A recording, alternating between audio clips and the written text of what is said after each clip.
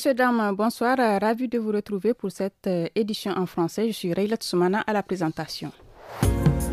Au sommet de cette édition, c'est aujourd'hui la journée internationale de la radio et de la télévision en faveur des enfants. Une initiative qui incite à produire des émissions adaptées à la situation des enfants.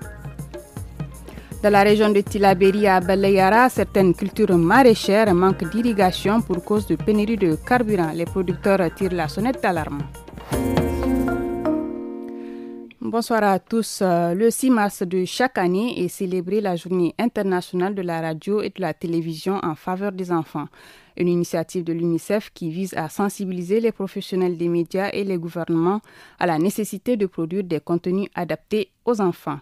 Nana Firdausu Tanimoun, présidente du cadre consultatif nigérien des enfants et des jeunes, exprime leurs attentes vis-à-vis de ces contenus. Elle est au micro de Habibou Garba. Il y ait plus de programmes instructifs pour les enfants, que ce soit à la radio, que ce soit à la télé. Des programmes instructifs sur la bonne moralité, l'éducation, le civisme, le bon comportement. Et qu'il y ait aussi des programmes qui sont adaptés aux enfants et aux jeunes. Des programmes qui sont adaptés à leur âge. Aussi des programmes qui vont avec nos réalités ici au Niger et aussi avec nos coutumes et nos traditions. Des programmes qui nous éduquent en tant qu'enfants et jeunes, qui nous édifient, qui nous apprennent à connaître nos droits et nos devoirs en tant qu'enfants et jeunes, qui nous apprennent l'histoire de notre pays, qui nous éduquent sur comment être un bon citoyen, avoir un bon comportement dès la maison, à l'école et aussi dans la société en général. Depuis environ une semaine, nombreux sont les agriculteurs de Baleyara qui n'arrivent plus à irriguer leur culture faute de carburant. Certains semis ont même commencé à sécher selon ces témoignages recueillis par Seydou Abdou Nditan. Je n'ai pas arrosé depuis avant-hier. Je me suis mis dans le rang, je n'ai pas eu. Je suis revenu par là encore, je n'ai pas eu. Maintenant, je suis fatigué. J'étais obligé d'abandonner. Si toutes les stations-service avaient de l'essence, ça n'allait pas être comme ça.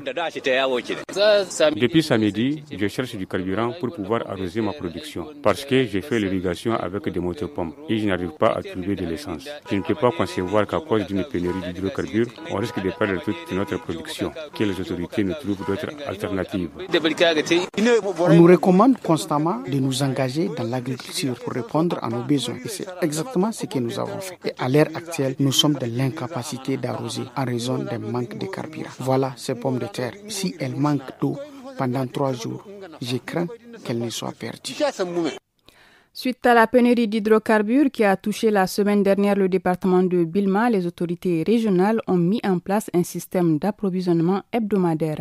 Le secrétaire général de la préfecture Abagana Abari nous en dit plus, il est joint par Anissé Karim. Il vous souviendra que Bilma avait connu une terrible pénurie qui a fait en sorte que le litre d'essence a franchi vraiment la barre de 2000 francs le litre. Dieu merci, avec les plaidoiries au niveau, n'est-ce pas, de la région, le directeur régional de la SONIDEP donc, avait instruit le chef régional de ravitailler le département de Bilma en hydrocarbures à partir d'Agadez à travers des camions citernes. Actuellement, nous avons 45 000 litres disponibles de carburant à Dirko. C'est une très bonne nouvelle pour toute la chaîne d'utilisation des hydrocarbures dont l'essence. Donc chaque semaine, normalement, nous avons droit à cette quantité d'hydrocarbures dans le département de Bilma.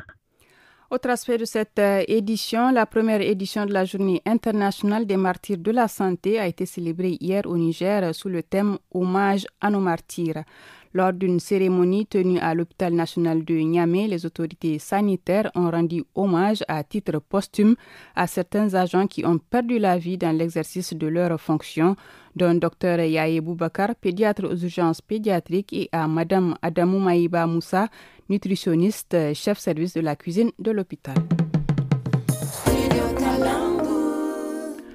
Le colonel-major Jibril Lahima Hamidou, dit Pelé, président de la FENIFOOT et candidat à l'élection du conseil de la FIFA, a été reçu hier par le chef de l'État, le général de brigade Abdourahmane Chani. Celui-ci lui a accordé son soutien en tant que représentant du Niger pour ce poste. Et c'est tout pour cette édition en français. La suite dans un instant.